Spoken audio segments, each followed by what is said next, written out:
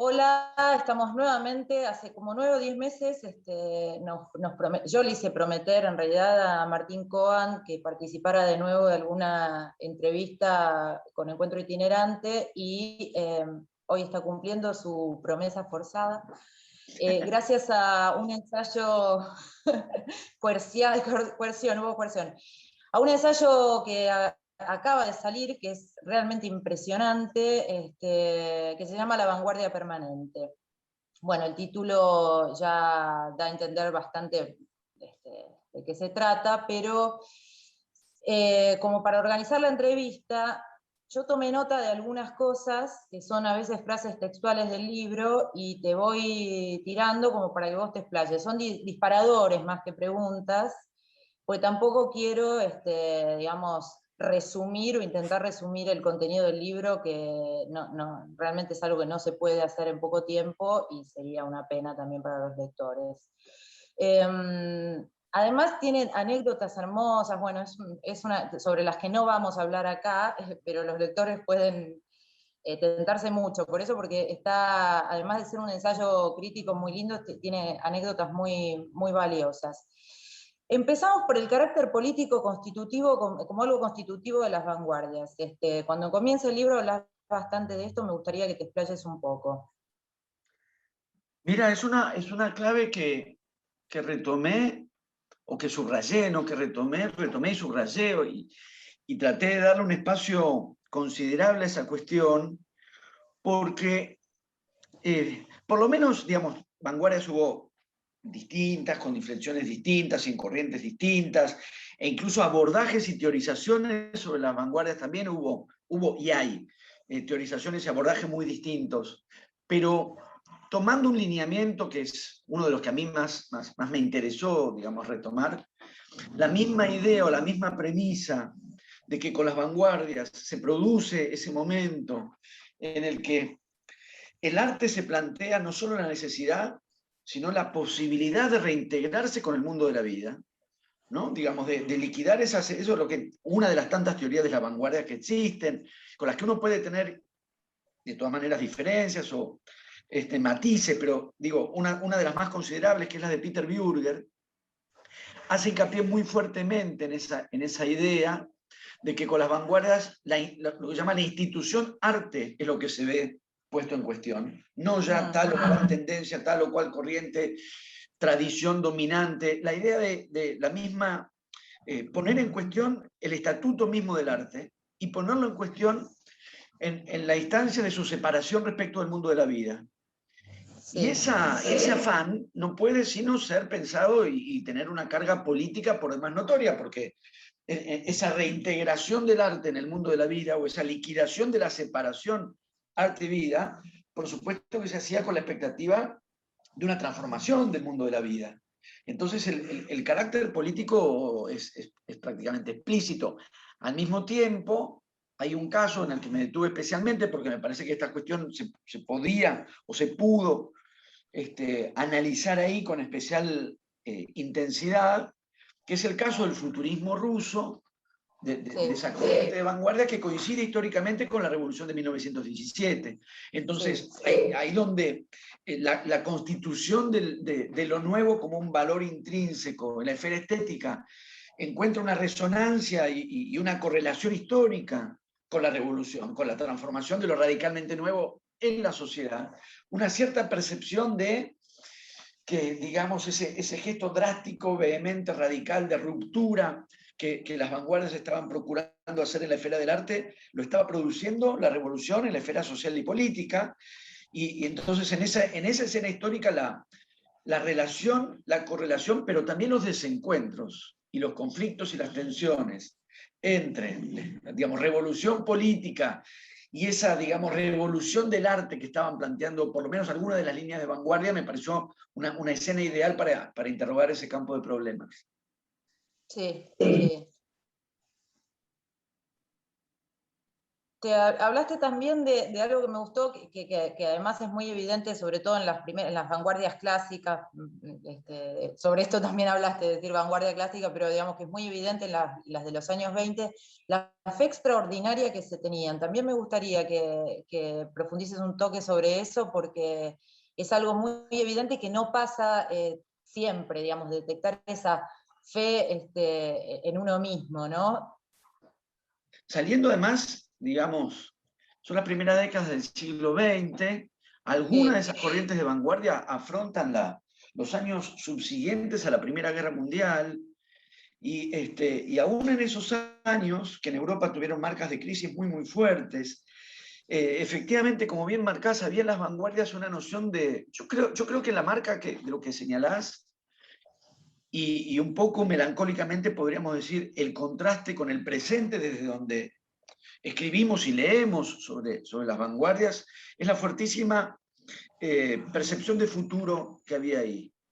Ya por lo pronto en el hecho, y no es un dato menor, que dos de las tantas corrientes de vanguardia se hayan llamado futurismo, aunque Sí. hayan tenido inflexiones políticas ciertamente contrastantes, porque el futurismo en Rusia se pliega y se acerca a la revolución de 1917, el futurismo italiano va a terminar teniendo una derivación hacia el fascismo, pero independientemente de esa diferencia, que obviamente es una diferencia más que sustancial, la marca del futuro, ¿no? Como un gesto también definitorio de esa perspectiva de vanguardia, que ya en su propia denominación de vanguardia, de la van, que es el término que, como sabemos, toman Sí. del vocabulario de la guerra, ¿no? Del diccionario de las guerras, la idea de vanguardia, la idea de avanzar, la idea de adelantarse, que tiene en el término militar estricto un sentido territorial y espacial, pero que va a cobrar también un sentido temporal, un sentido cronológico. Adelantarse, avanzar, esa perspectiva de futuro que yo creo que es inseparable de esa confianza que vos señalás. Un gesto muy firme de proyección y de avance de que el futuro estaba disponible y que se podía hacer algo al respecto. Digo, en contraste melancólico con este tiempo que nos toca a nosotros, que en términos generales, no abre demasiadas perspectivas. Digamos, no es un tiempo no es una época en la que el futuro esté teniendo un lugar demasiado significativo, No, porque por otra no. parte, cuando lo pensamos o cuando tratamos de imaginarlo, resulta un futuro tan parecido al presente, Sí. en el sentido que no tenemos una experiencia de la realidad que nos toca marcada por la perspectiva de que esa realidad pueda ser verdaderamente transformada. Por lo tanto, el futuro, tal como lo podemos divisar o incluso imaginar, lo cual es peor, Sí. no es sustancialmente distinto al presente. Entonces, en algún sentido, diríamos, no es en sentido estricto un futuro, no lo podemos pensar más que como una extensión o prolongación del presente.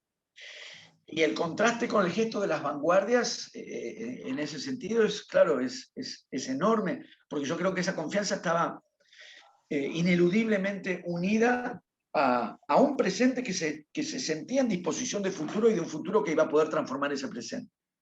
Sí, y hablas también cerca de eso, hablas de una idea que es muy linda, que es el fetichismo de lo nuevo, que es propio de las vanguardias y también es propio de algunas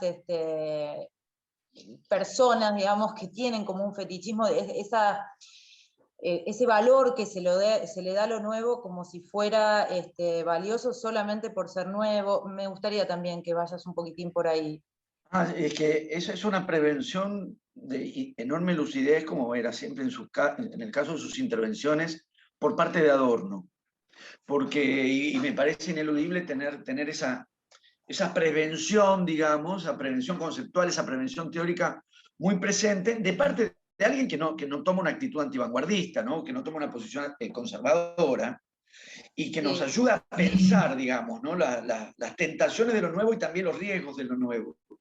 Efectivamente, en una sensibilidad moderna en términos generales, o dicho, lo digo al revés, la sensibilidad moderna es la que hace de lo nuevo un valor intrínseco, ¿no? Entonces, efectivamente, hay algo del espíritu moderno de Baudelaire en adelante que Sí.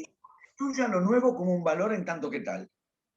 Y eso, esa idea de lo nuevo efectivamente es nueva. Novedades hubo siempre, ¿no? Y el desarrollo de la historia siempre tuvo que ver con lo existente y su transformación, con las tradiciones y con lo nuevo. Eso puede Lo haber que sido cambia es la siempre. valoración de lo nuevo. Exacto, y la idea de que lo nuevo pueda tener una carga valorativa intrínsecamente positiva. Sí. Ahora, por un lado, efectivamente, las vanguardias, de alguna manera, lo que hacen es retomar ese espíritu moderno y llevarlo a su expresión más drástica en el mejor sentido de la palabra, más radical, más vehemente, en cuanto a que, digamos, llevan la idea de lo nuevo no solo con una carga de valor intrínseco, sino también a su máxima radicalidad, o sea, llevarlo a un grado de experimentalismo y de ruptura lo más drástico que se pudiese conseguir. Pero ahí estaba también el riesgo de fetichizar lo nuevo.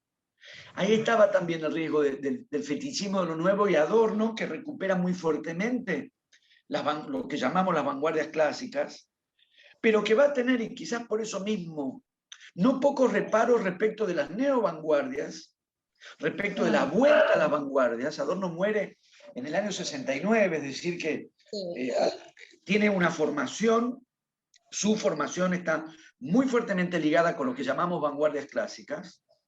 De hecho, uno de los representantes más significativos de lo que se llamó la segunda escuela de Viena, es decir, las vanguardias radicalizadas en música, uno de sus representantes principales, que fue Alban Berg, fue profesor de música de Adorno. Con lo cual la idea de una formación en los parámetros de las vanguardias, en el caso de Adorno, es literal. Ahora yo diría, por eso mismo, sus reparos ante la fetichización de lo nuevo, ¿no? También ante el riesgo y esa prevención del riesgo justamente de que lo nuevo ya no forme auténticamente, digamos, parte de una dinámica de transformación y de ruptura, sino un fetiche, un objeto de consumo que quede cristalizado, porque también existe la trampa de lo nuevo, también existe la apariencia de lo nuevo, también existe el más de lo mismo con la forma de lo nuevo, y lo nuevo también es un valor del consumo para el caso. Claro. Entonces, entre las vanguardias que buscaban hacer de lo nuevo un arma de irrupción y de transformación, y el fetichismo de lo nuevo que lo integra y lo diluye, por ejemplo, en la lógica del consumo, la diferencia es radical y va a ser fundamental también para pensar en la neutralización de las vanguardias, porque hubo una neutralización de las vanguardias. Claro, y una absorción también bueno, todo eso está en el libro. Después hablas que tenemos el prefijo neo y el post, en épocas de posverdad, post-pandemia en algún momento, si todo, si sucede alguna vez. Sí. Pero hablas del post, la frase exacta es post como condición de época, ¿no? Y también hablas del certificado de caducidad del relato. Me gustaría si puedes articular esas dos ideas que tienen tanto que ver con lo que atravesamos, ¿no?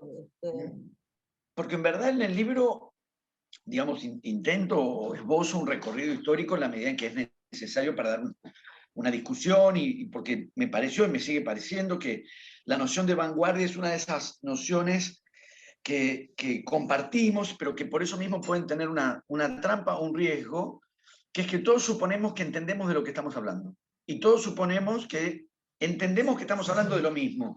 Y no necesariamente es así. No necesariamente es así. Por eso me parecía que es una de esas nociones en las que convenía por lo menos ajustar algunas definiciones o en todo caso mostrar algunos recorridos, mostrar algunas posibilidades, mostrar algunas concepciones para poner en claro, por lo menos desde mi perspectiva, en qué estoy pensando cuando abordo la cuestión de la vanguardia. Sí. Dicho eso y hecho ese recorrido, planteado ese campo de problemas, efectivamente, digamos, la interrogación está dirigida inexorablemente desde un presente. Sí. Y el campo de problemas está planteado en clave de presente, y para preguntarnos qué es lo que puede significar vanguardia hoy como posibilidad o como imposibilidad, o tratando de pensarle una posibilidad a la imposibilidad, ¿no? ¿Qué se puede hacer con lo imposible? por decirlo así. Entonces sí, efectivamente el estado de cosas en esta época, en sentido amplio, o sea, el lugar desde donde, tiene que ver, Nancy, también con lo que vos planteabas en cuanto a esa confianza de las vanguardias, esa perspectiva de futuro. No podemos pensarla sino desde nuestra época, desde una época que más bien está más clausurando que abriendo, un gesto más de clausura que de apertura, y si bien habría que ver en cada caso cómo se usa el prefijo post, con qué carga y con qué sentido, digamos, con qué inflexión en cada uno de sus empleos, en principio y de manera general sí podríamos decir, digamos, el hecho de que abunden y que proliferen en tantas líneas de pensamiento el post, nos está indicando que estamos, digamos, cuando digo época es por lo pronto desde los 60 para acá, son ya 50 años, pero postestructuralismo, posmodernismo, posvanguardia, posmarxismo, posthistoria, posverdad. Nos detenemos en el post o hacemos la secuencia de post, y es notable que, digamos, el clima de época en el pensamiento parece tener más que ver con cerrar etapas o con cerrar ciclos o con clausurar categorías, aunque se pueda considerar una y otra vez que la clausura no es definitiva, que eso que se cierra se prolonga. Aún así, digamos, si eso se prolonga o se restablece o se renueva, ¿por qué no se le llama neo? Se le llama post. Y se le llama post porque una y otra vez, digamos, la tendencia es a pensarse al otro lado de algo que caducó, o al otro lado de algo que de alguna manera se agotó, porque esto va ligado, el post va ligado al fin, a los fines, el fin de la historia, la muerte del sujeto, la muerte, una cantidad de muertes por todos lados, se mueren las categorías, todo termina, digamos, esa sensación. Después del final, como dice Arthur Danto, ¿no? Después del fin del arte, que es, si es el fin, si es ¿qué viene después? Y parece una época más bien marcada por esta especie de estado de suspensión, sin futuro, o es decir, con un futuro igual al presente, y una mirada donde el fin de los grandes relatos, digamos, los fundamentos tienen el prefijo post, tiene la premisa de que hay un fin, de que eso se acabó. Entonces es una especie de época de un resquicio y de suspensión, donde las referencias conceptuales con las que pensamos tienen el prefijo post, por lo tanto se proponen como, en principio diríamos, clausuradas o superadas, o por lo menos puestas en crisis, hacia un futuro que no funciona como futuro, porque no lo podemos pensar diferente del presente.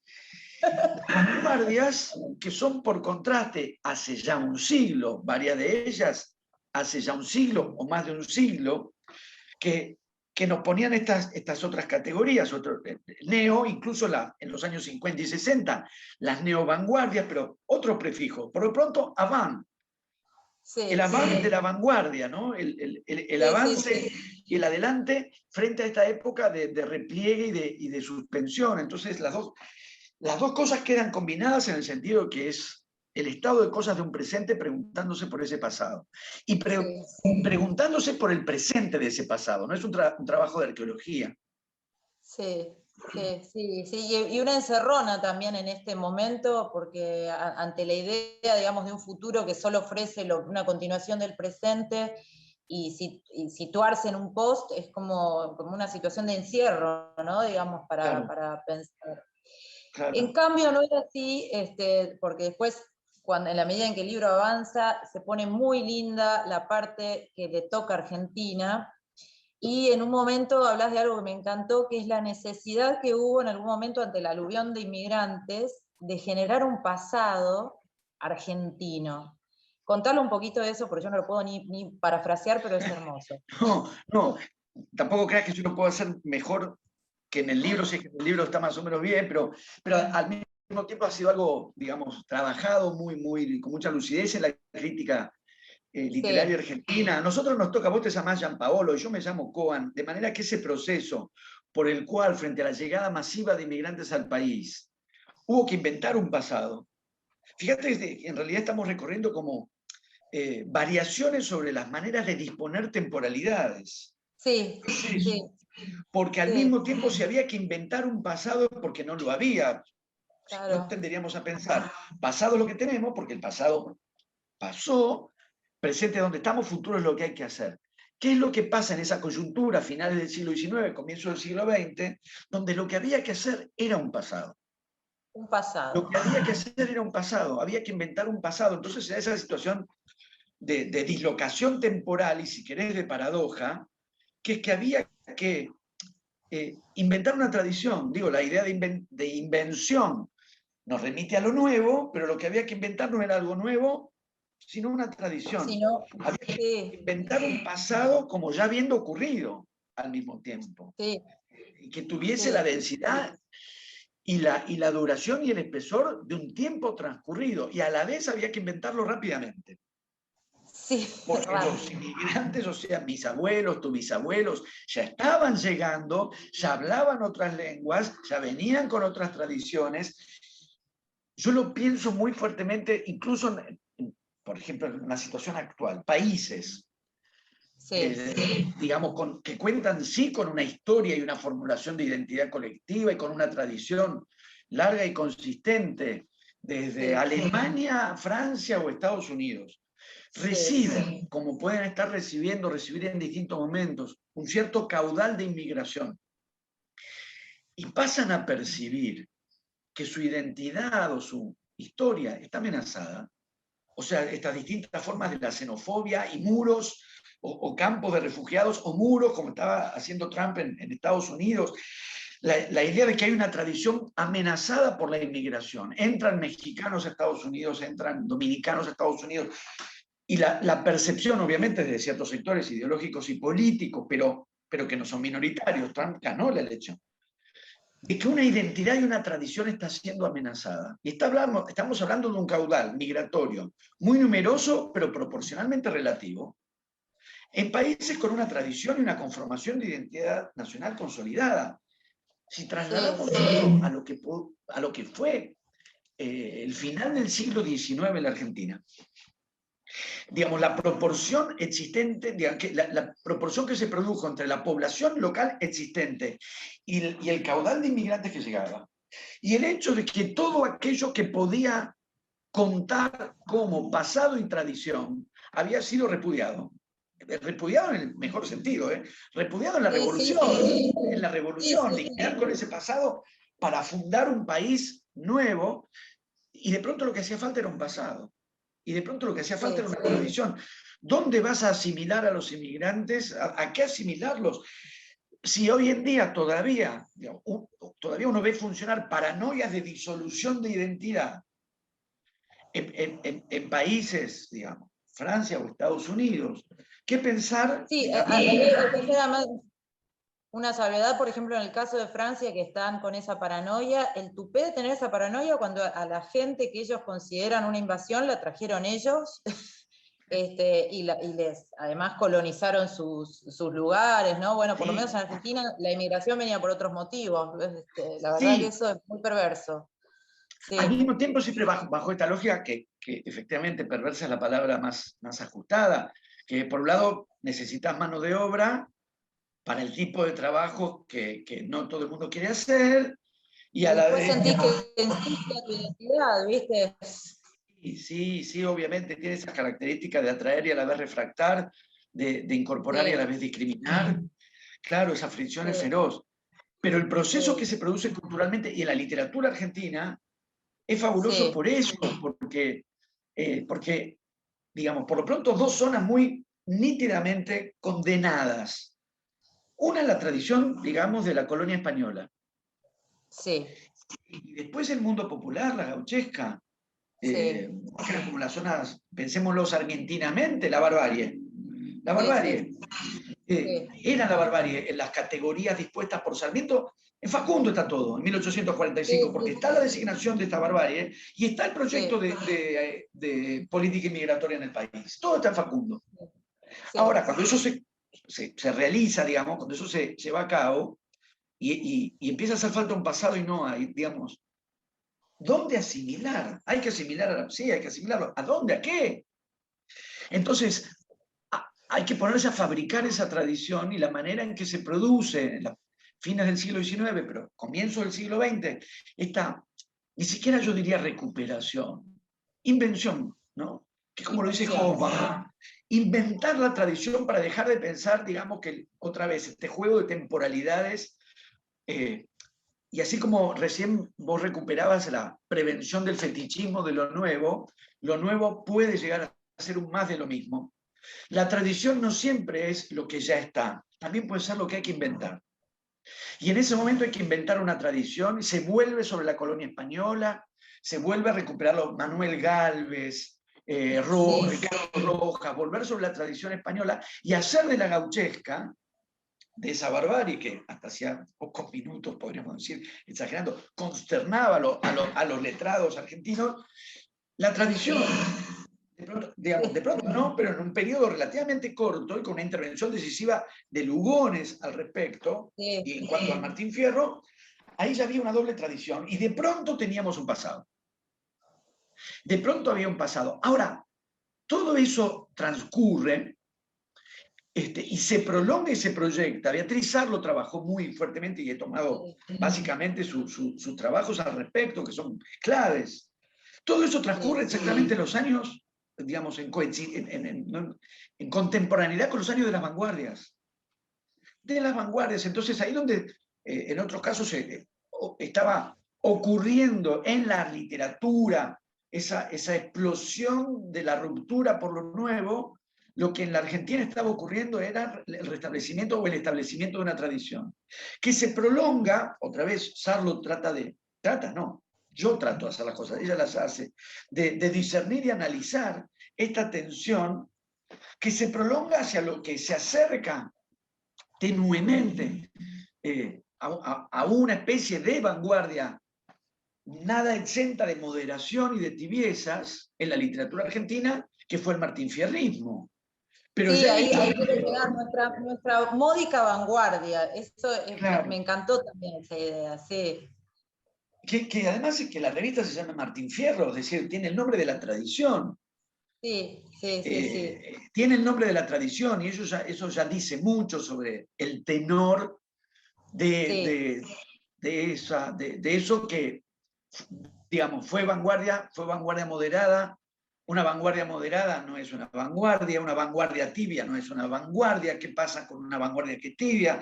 Digamos, ese campo de problemas que toca esos años donde efectivamente la presión ideológica, social, cultural de consolidar una tradición lo más rápidamente posible, porque, insisto, tus bisabuelos y mis abuelos ya estaban ahí, y la asimilación social y cultural urgía, la tradición es lo que parece imperar, incluso en esas zonas que trataron o procuraron tener algún grado de sintonía con los vanguardismos que estaban ocurriendo en esos últimos años.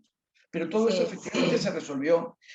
Se puede pensar en Oliverio Girondo, digamos, dentro de ese grupo, pero básicamente, y tomando como que es lo que propongo en el libro, pero lo propongo en el libro retomando perspectivas como la de Schwartz, la de Sarlo, no es que yo invente nada, obviamente, no solamente en relación a las vanguardias europeas, que si no podría llevarnos a la cuestión de centro, periferia, cosas que discute también muy bien Noé y Trick, no en esos términos de centros europeos, exportación de vanguardias, no en esos términos, también en un cotejo, en un correlato de contemporaneidad con las vanguardias de los otros países latinoamericanos o de algunos otros países latinoamericanos. También respecto de Chile, de la poesía en Chile, del estridentismo, de Brasil, del movimiento antropofágico en Brasil. Con ese horizonte de referencia también salta a la vista que la literatura argentina resultó, en términos de radicalidad, de innovación, de experimentación y de ruptura, una literatura muy moderada en ese sentido. Sí, y a propósito de ese tema, después haces una cosa, es muy lindo esto para los futuros lectores, cómo Martín va metiendo a Borges, que aparece a cada rato hinchar las pelotas en el libro, es una delicia. Las apariciones estelares de Borges, sobre las cuales no voy a decir nada ni te voy a preguntar, porque es una delicia eso. Por favor, recuérdenlo. Porque viste que Borges, no solamente es todos los adjetivos que todos podemos poner y ponernos de acuerdo rápidamente, la genialidad de Borges. Lo hermoso del ensayo es cómo él aparece en los momentos en los que tiene que aparecer a hacer su ejercicio de romper las bolas y al mismo tiempo, bueno, de funcionar como sabemos, como medida de las cosas, en fin, pero no quiero privar al lector de poder leerlo tal cual, realmente, porque es muy hermosa esa sucesión de intervenciones de Borges. Pero sí, a propósito de esto de nuestra vanguardia, digamos, módica o moderada, hablas también de la tensión con una crítica que está atenta a la vanguardia, con una crítica que valora la vanguardia. Entonces ahí hay como una suerte de tensión que me parece también interesante y bueno, después hablas de Libertela, ¿no? Por supuesto, pero quisiera que expliques un poquitín eso. Pues yo traté de avanzar en dirección de qué significa ese lugar vacante o qué consecuencias puede tener que ver ese lugar vacante o en todo caso debilitado, según los grados que se quiera poner, o el énfasis que se quiera otorgar a la literatura de Oliverio Girondo, o algunos gestos de Oliverio Girondo, que en todo caso podrían ser sí pensados, digamos, con la efervescencia de un vanguardista, aunque para el caso no deja de resultarme significativo que el texto de experimentación más radical de Girondo, que es el La más médula, no es de esos años. Entonces hay, sin dudas, evidentemente, y la crítica lo ha trabajado mucho y muy bien, claro, el clima de modernidad y la sensibilidad netamente moderna de 20 poemas para ser leídos en el tranvía de Girondo, que es de 1922. No obstante, si un texto puede tener, insisto, la radicalidad de una experimentación de vanguardia, es en La más médula, que es muy posterior.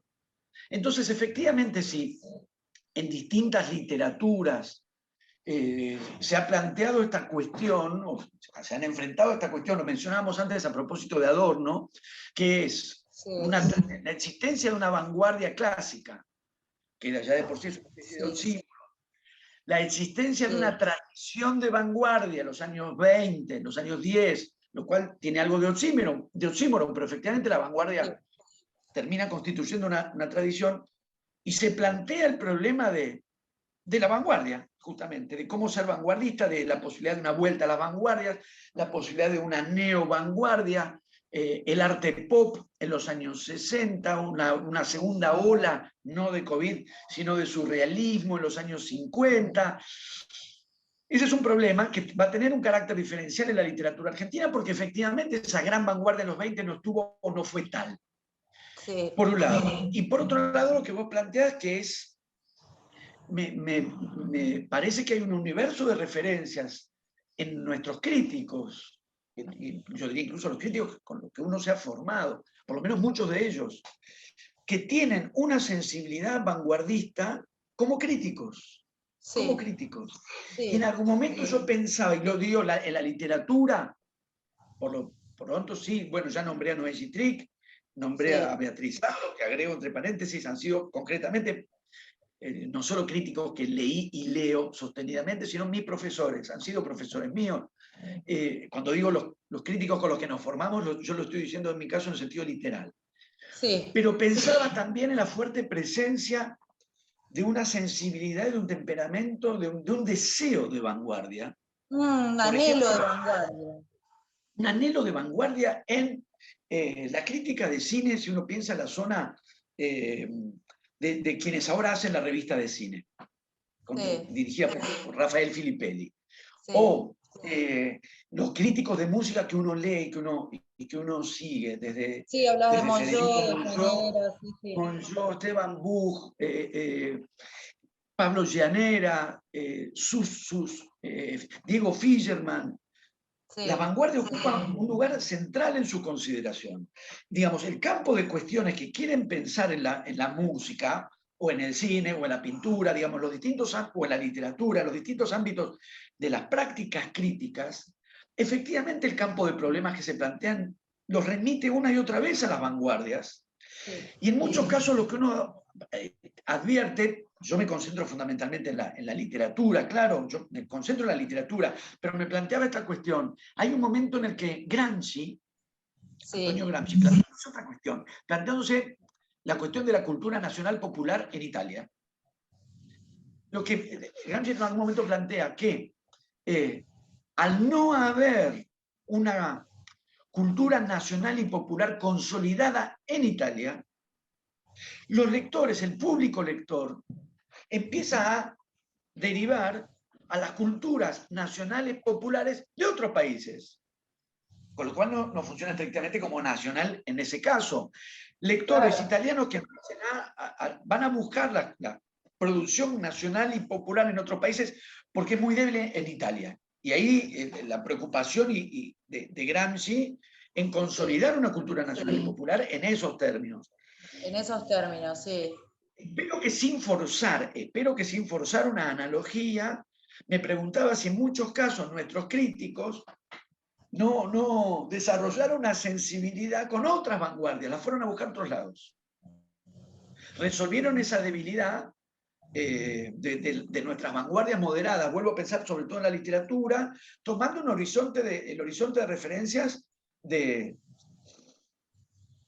una sensibilidad forjada en Joyce, sí. efectivamente, ¿no? O si venimos a la literatura latinoamericana, en César Vallejo, efectivamente. Y eso no deja de ser otro modo de intervención sobre la literatura argentina. Quiero decir, cuando uno puede volver sobre el campo de problemas de las vanguardias en los años 60 o en los años 70, y uno de los datos ahí es que a diferencia de en otras literaturas, que como dije recién, esa vuelta a las vanguardias, o esa vuelta de las vanguardias, o esas neovanguardias, tenían que resolver o enfrentar la existencia de una tradición de vanguardia. En la literatura argentina las cosas fueron distintas, porque la vanguardia había sido muy débil. Me parece que estos críticos, también tienen una intervención ahí muy fuerte. Operan una sensibilidad de vanguardia con otro horizonte de referencias, pero activan también una sensibilidad de vanguardia. Bueno, vamos a una última pregunta. El libro, evidentemente, como se notó en esta conversación, avanza en el tiempo y llega un momento de la literatura argentina en la que hablas de una, Puig, Libertela, ¿no? Además, de una vanguardia, una suerte de vanguardia que no se autopercibe vanguardia, no se autoproclama vanguardia, pero tiene elementos que se pueden considerar vanguardistas. Me gustaría que exploremos un poquito esa idea porque es muy interesante y además totalmente detectable, ¿no? Para un lector. Sí, ¿no? Porque a mí me parece que ese enlace es clave para pensar también el presente, para dirigir y encaminar esas cuestiones al presente, que es ese momento ciertamente distinto, porque ahí ya hay un momento clave de reformulación de un imaginario de vanguardia. En las condiciones que veníamos diciendo, las condiciones y en el desarrollo histórico que había tenido la propia literatura argentina, pero entiendo que efectivamente entre las tres vanguardias que va a definir Piglia, que las inscriben Saer, Puig y Walsh, en la discusión un poco anterior alrededor de Cortázar, vanguardia o no vanguardia, vanguardia o pose de vanguardia en Cortázar, todo lo que despliega Héctor Libertela, lo que después va a tomar o va a pasar a funcionar en César Aira, pero que también se va a remitir a Lamborghini, Osvaldo Lamborghini. O sea, me parece que es un momento en el que, sin las características de las vanguardias de los años 20, o sea, sin esa impronta declarativa y de manifiestos de los años 20, pero vuelve a pensarse, hay como una reformulación de un imaginario de vanguardia que me parece decisiva para volver sobre este campo de problemas en el presente, porque, por ejemplo, en Libertela hay una reformulación de los imaginarios, la idea de la retaguardia, digamos, repensar la vanguardia como retaguardia, retomar y volver sobre el imaginario de la metafórica de guerra de las vanguardias, pero bajo la figuración del caballo de Troya, o sea, vuelve vuelve sobre un horizonte como el de las vanguardias, pero lo repiensa y lo reformula, porque, digamos, está muy claro, no es que está muy claro, ellos ponen muy claro que volver a lo nuevo de la misma manera es neutralizarlo como nuevo. Otra vez el fetichismo de lo nuevo al adorno. Repetir lo nuevo es anularlo como nuevo. Retomar lo nuevo como tal es anularlo como nuevo. La pregunta, digamos, de alguna manera, o el dilema, ¿cómo se puede hacer de nuevo lo nuevo? Y que sea nuevo. Entonces me parece que requiere, entre otras cosas, renovar la idea misma de lo nuevo. O sea, reformular y redefinir el imaginario de vanguardia. El Libertela en ese sentido me parece una figura absolutamente decisiva. Es decisiva también la operación que hace Piglia, porque Piglia define esas figuras de vanguardia entre los 60 y los 70, en Saer, en Puig y en Walsh, pero no lo hace en esos mismos años.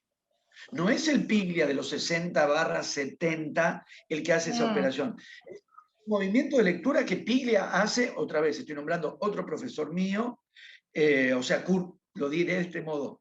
El seminario de las tres vanguardias lo cursé como estudiante de letras en el año 90. Ahora, no es una operación de lectura que Piglia hace en ese mismo momento. Es una operación retroactiva para establecer vanguardias donde podría no haberlas habido, o en otras lecturas o en otras inscripciones podría haber habido una marca de vanguardia o no. Y Piglia, digamos, produce este efecto de establecer vanguardias de manera retroactiva. De manera retroactiva. En Aira, hacia aquí, pero retomando un legado, o reformulando y repensando un legado, y armando otra tradición, que va a tener que ver con el surrealismo, pero no a la manera de Cortázar, que va a tener, estoy hablando ahora de César Aira, y su libro sobre Pizarnik, y retomar a un heterodoxo como Coppi, y volver a una figura como Raymond Roussel. O sea, en Aira también tenemos otra manera de recuperar o volver sobre un imaginario de lo nuevo, sobre la base de que lo nuevo no puede ser eso mismo nuevo que ya estaba establecido, porque, como estamos diciendo, por otra parte está muy claro, retomar lo nuevo como tal es anularlo como nuevo. Entonces me interesó mucho este mapa de reformulaciones, porque me parece clave para poder pensar el punto, no te diré que de llegada, pero sí hacia el que el libro en cierto modo avanza, que es tratar de preguntarse, pensar qué significa todo esto, qué puede significar todo esto en la literatura argentina hoy. Sí. Bueno, Martín, te comprometo para próximas entrevistas, como hice en la anterior, y ya quedás totalmente pegado. Soy fácil para prometer y además cumplo siempre, así que cuando quieras. Siempre, sí, bueno, claro, ¿qué va a hacer? No sé si es una virtud, no pero te da sí. otra. Para los demás es una virtud, lo que pase para vos es tu problema. Lo veo en análisis, tranquila, eso lo estoy trabajando en análisis. Perfecto. Bueno, muchas gracias, Martín. El libro, la verdad, es para 5 horas de entrevista.